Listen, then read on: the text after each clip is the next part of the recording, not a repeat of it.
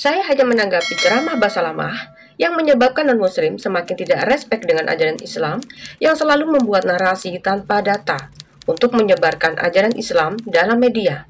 Untuk itu, saya menanggapi sekaligus mempertanyakan dan menunjukkan data yang tertulis dalam kitab Saudara Umat Islam untuk membuktikan bahwa yang disebarkan ustadz tersebut tidak terdata dengan apa adanya.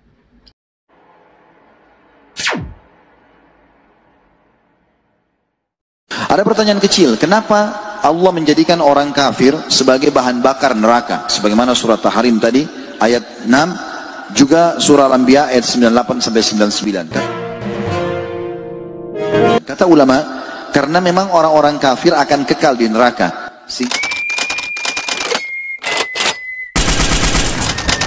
mereka diibaratkan menjadi bahan bakarnya neraka itu bersama dengan batu-batu.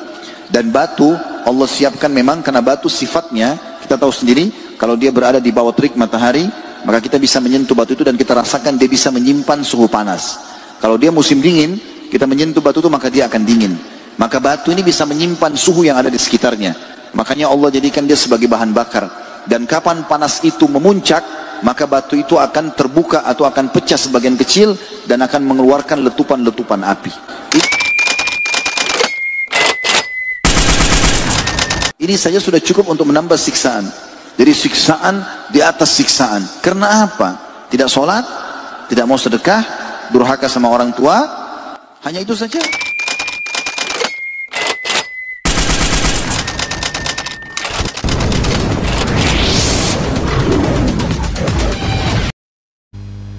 Halo sahabat YouTubeku dimanapun kalian berada, jumpa lagi dengan saya Fatimah di sini.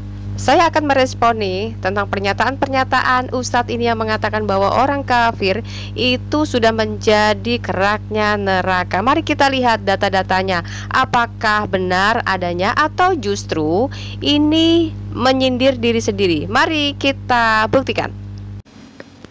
Baik, kita akan mulai. Yang pertama adalah kita melihat dari Quran surat Maryam ayat 71. Dan tidak ada seorang pun daripadamu melainkan mendatangi neraka itu. Hal itu bagi Tuhanmu adalah suatu kemestian yang sudah ditetapkan. Benarkah ayat ini ditujukan kepada non-muslim? Mari kita cross check sekali lagi ayatnya. Dan tidak seorang pun daripadamu. Ini konteksnya bicara kepada siapa teman-teman?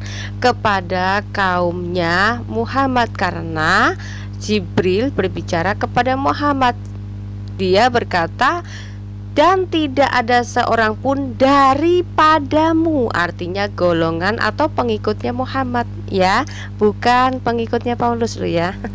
Ayat ini memberikan penjelasan kepada umat muslim bahwa neraka itu adalah suatu kemestian yang sudah ditetapkan oleh Allah. Gak percaya? Mari kita cari lagi ayat referensinya untuk kalian supaya bisa lebih yakin dan percaya. Ternyata neraka adalah tujuan Allah untuk manusia. Mari kita baca dalam Quran surat As-Sajdah ayat 13. Dan kalau kami menghendaki, niscaya kami akan berikan kepada tiap-tiap jiwa petunjuk. Akan tetapi tetaplah perkataan daripadaku, sesungguhnya akan aku penuhi neraka jahanam itu dengan jin dan manusia. Apa boleh buat? Selanjutnya kita lihat bukti yang kedua. Quran surat At-Taha ayat 74 mengatakan, sesungguhnya barang siapa datang kepada Tuhannya dalam keadaan berdosa, maka sesungguhnya baginya neraka jahanam. Ia tidak mati di dalamnya dan tidak pula hidup. Selanjutnya mari kita lihat dalam Sunan Tirmizi 3462. Dari Abu Sarman, dari Abu Ayyub, bahwa ketika kematian menjemputnya, ia berkata, aku telah menulis sesuatu untuk kalian yang aku dengar dari Rasulullah SAW. Aku mendengar Rasulullah SAW bersabda, seandainya kalian tidak berbuat dosa, niscaya Allah menciptakan makhluk yang akan berbuat dosa dan akan mengampuni mereka. Baiklah, kita lihat lagi dari hadis yang lain ya. Sahih Muslim 4936 menceritakan bahwa dari Yazid bin Al-Asam dari Abu Hurairah, dia berkata, Rasulullah SAW telah bersabda, demi zat yang jiwaku di tangannya, seandainya kamu sekalian tidak berbuat dosa sama sekali, niscaya Allah akan memusnahkan kalian. Setelah itu Allah akan mengganti kalian dengan umat yang pernah berdosa. Kemudian mereka akan memohon ampunan kepada Allah, dan Allah pun pasti akan mengampuni mereka. Nah, mari kita lihat lagi dalam Sahih Bukhari 2983. Jibril berkata kepadaku, siapa yang meninggal dunia dari umatmu dengan tidak menyekutukan Allah dengan sesuatu apapun, maka dia pasti masuk surga atau tidak akan pernah masuk neraka. Beliau bertanya, sekalipun dia berzina dan atau mencuri? Jibril menjawab, ya, sekalipun dia berbuat dosa itu. Selebihnya, saya ajak teman-teman semuanya untuk mensinkronkan dari ayat sebelum dan sesudahnya dari ayat-ayat yang sudah saya rekomendasikan untuk kalian semuanya.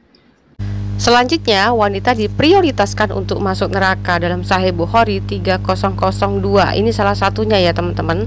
Aku mendatangi surga, maka kulihat kebanyakan penduduknya adalah para fakir, dan aku mendatangi neraka, maka aku lihat kebanyakan penduduknya para wanita.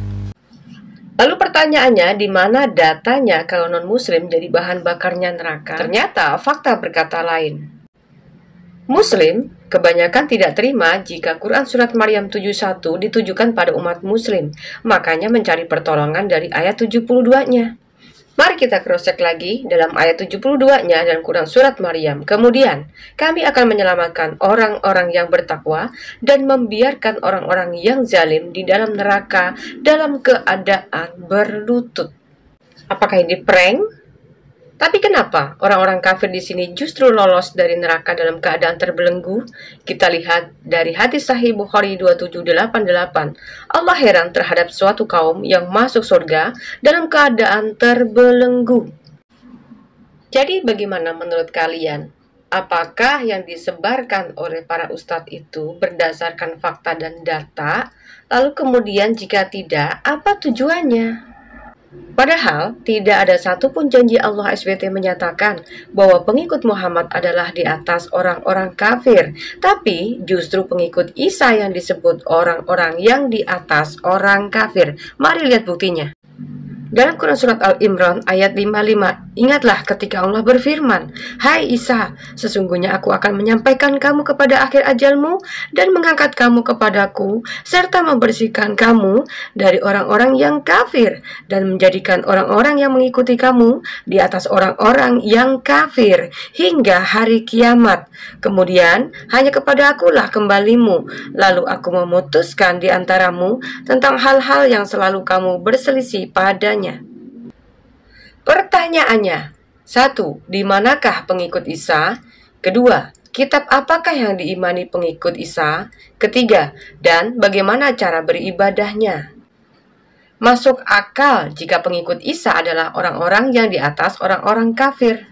Dan Quran Surat Al-Imran ayat 45, ingatlah ketika malaikat berkata, hai Maryam, sesungguhnya Allah menggembirakan kamu dengan kalimat daripadanya, namanya Al-Masih Isa putra Maryam, seorang terkemuka di dunia dan di akhirat, dan termasuk orang-orang yang didekatkan.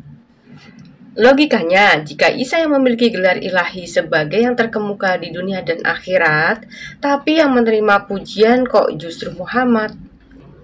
Kenapa harus menjadikan Muhammad sebagai orang yang wajib dihormati oleh Allah, malaikat, dan manusia? Ini pertanyaan. Nah, ini pertanyaan. 1. Pengikut Isa disebut di atas orang-orang kafir, dan Isa juga memiliki gelar ilahi yang terkemuka di dunia dan akhirat. Tapi kok Muhammad yang dapat penghormatan? Kan aneh. Belum lagi dalam Islam, iblis yang tidak mau menyembah Adam justru dilaknat dan ditakdirkan sebagai penghuni neraka. Ini persoalan besar yang perlu dipertanyakan. Oke, next. Berikutnya, jika para ustadz yang selalu mempromosikan agama Islam yang memiliki keunggulan dalam hal akhirat, bagaimana pertanggungan jawabnya?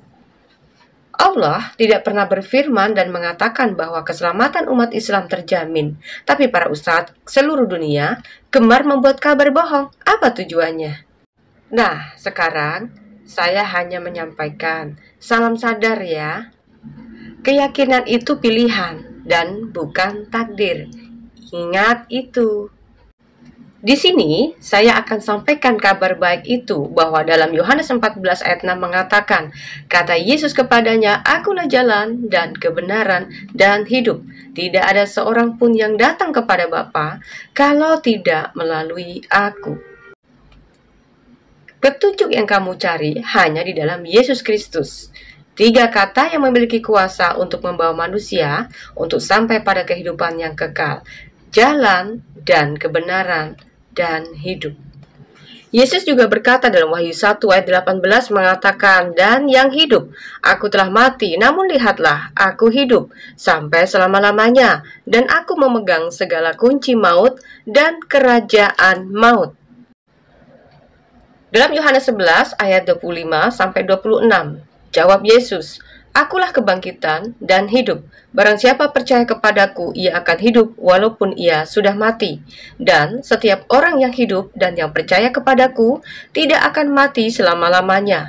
Percayakah engkau akan hal ini?" Dalam Yohanes 8 ayat 12, maka Yesus berkata pula kepada orang banyak, katanya, "Akulah terang dunia. Barang siapa mengikut aku, ia tidak akan berjalan dalam kegelapan, melainkan ia akan mempunyai terang hidup." Yohanes 6 ayat 35, kata Yesus kepada mereka, "Akulah roti hidup.